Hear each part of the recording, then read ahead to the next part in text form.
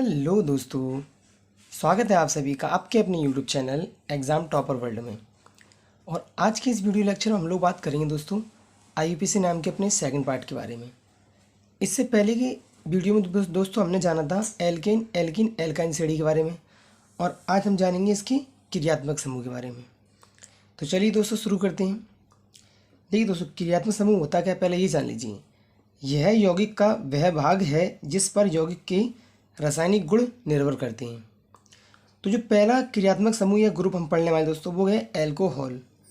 इसकी जो संरचना होगी वो OH के टाइप में होगी, यानी OH होगा हमारा, ठीक है। और सूत्र इसका है CnH2n+1OH, यानी कि हाइड्रोजन की संख्या कार्बन के दुगने से एक अधिक होगी दोस्तों, ठीक है। श्रेणी अनुलग्न जो है उसका वो ऑल है। अब इसके हम बारे में देखें तो दोस्तों दो तरह के नाम सीखेंगे इसमें हम बनाना, एक तो साधारण नाम और एक आईयूपीएसी नाम। अगर एल्कोहल है तो साधारण नाम में दोस्तों एल्किल मूलक के आगे आप एल्कोहल शब्द जोड़ दें तो उसका हमारा साधारण नाम बन जाएगा उसमें, ठीक है दोस्तों। आईयूपीएसी नाम में क्या जोड़ें दोस्तों, उसके अंत में केवल ऑल लगा दें।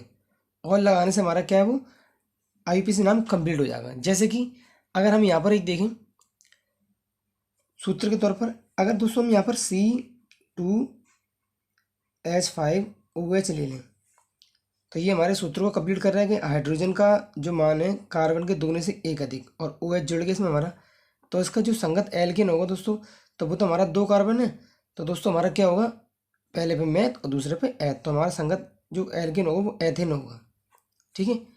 अब हमने जाना है भी कि इसके सिंपल नाम में हम दोस्तों क्या जोड़ते हैं, सिंपल नाम में इसके हम जोड़ते हैं जैसे कि हमारा जो एथिल है, एथिल तो हम इसमें एथिल और लास्ट में क्या जोड़ेंगे एल्कोहल, तो इसका सिंपल नाम हमारा कंप्लीट हो गया एथिल एल्कोहल। लेकिन आईयूपीएसी नाम में हम इसके जोड़ेंगे एथेन, तो लिखेंगे एथेन ऑल लगा देंगे, तो इसका पूरा नाम हमारा साधारण क्या बन गया एथेनॉल, ठीक है। इसी प्रकार से अगर हम एक और देखें इसका C3H7OH, तो इसके नाम में हम क्या करेंगे दोस्तों, यहाँ पर हम रखेंगे, अब दोस्तों इसमें हमारा 3 कार्बन है तो हमारा क्या होगा ये प्रोपेन, ठीक है।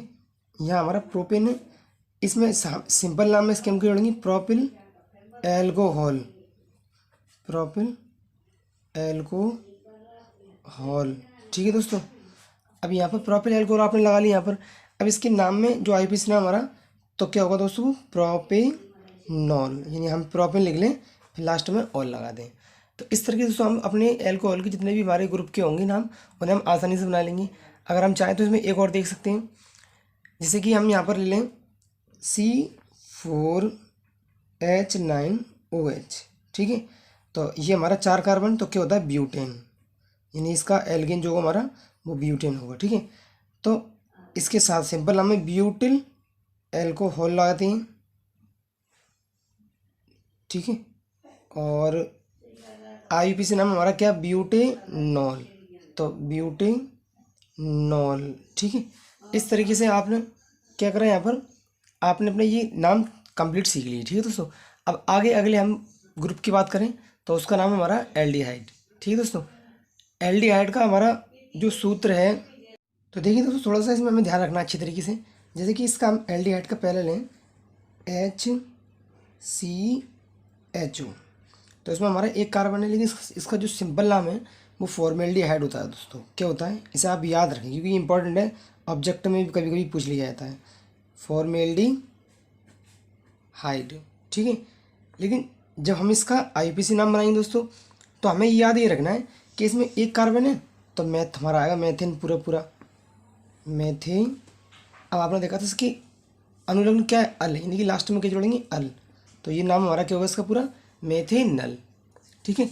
अगर हम इसका एक और देख लें एग्जाम्पल तो CH3CHO, ठीक है दोस्तों। अब 2 कार्बन हो हमारे, तो इसका जो हमारा नाम हुआ एसीटेल्डिहाइड, साधारण नाम क्या होगा दोस्तों हमारा एसीटेल्डिहाइड। आपको सिंपल नाम भी याद रखना है, ठीक है।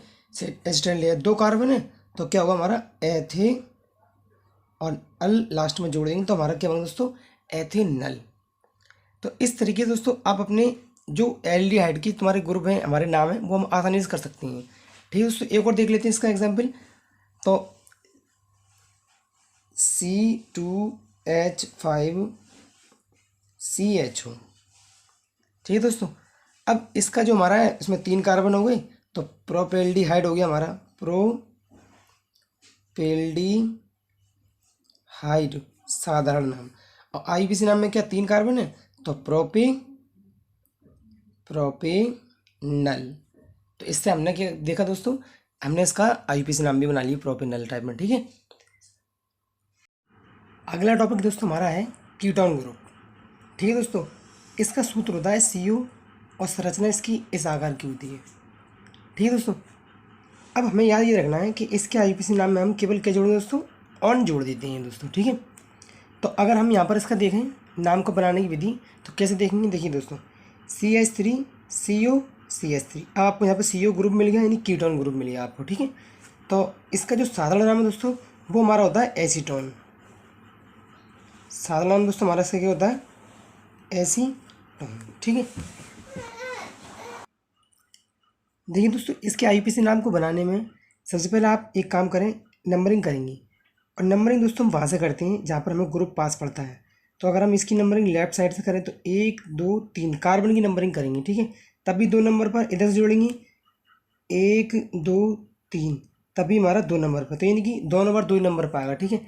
तो हम क्या लिखेंगे यहाँ पर 2, और 2 नंबर पर क्या था, प्रॉप। आप जानते हो नाम में क्या जोड़ देते हैं, ऑन जोड़ देते हैं।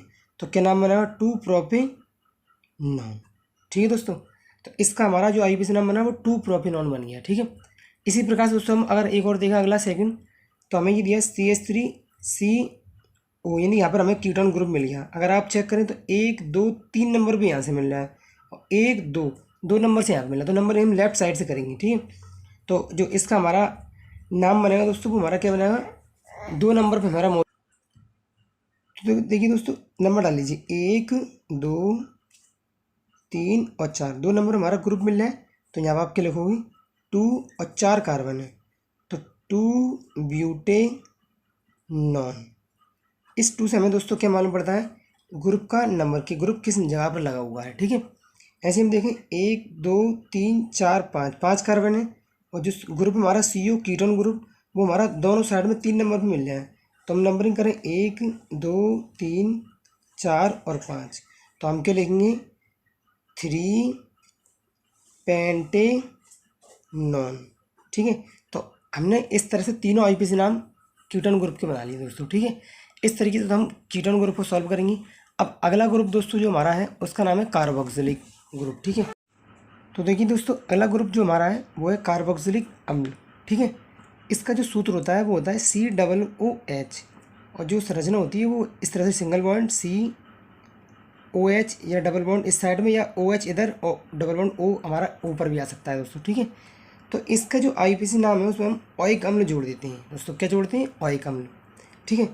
अब जैसे कि CH3 CH2, और ये हमारा ओइक अम्ल यानी ग्रुप जुड़ गया कार्बोक्सिलिक अम्ल। ठीक है। तो इसकी नंबरिंग अगर हम करेंगे तो 1 2 3, तो 3 नंबर पर हमारा, ठीक है, 3 नंबर पर हमारा आएगा। तो यानी कि 3 कार्बन हमारा क्या दोस्तों, प्रोपेन होता है। तो हम पहले आईपीसी नाम बना लेते हैं, तो प्रोपेनोइक, क्योंकि हम नाम में क्या जोड़ेंगे, ओइक और अम्ल, तो प्रोपेनोइक अम्ल। ठीक है। अब इसमें नंबर इसलिए डाला क्योंकि हमारा एक नंबर भी मिल गया। ठीक है। अगर हम इसकी साधारण नाम की दोस्तों बात करें, तो जो इसका साधारण नाम हमारा होगा वो होगा प्रोपेयोनिक एसिड। ठीक है दोस्तों। इसी प्रकार हम सेकंड नंबर देखें, तो ये हमें 2 कार्बन है और हमारा कार्बोक्सिलिक ग्रुप जुड़ा हुआ है। 2 कार्बन हमारा क्या होता है, एथ। ठीक है। तो आईपीसी नाम अगर हम देखें तो इसका होगा हमारा दोस्तों एथेनोइक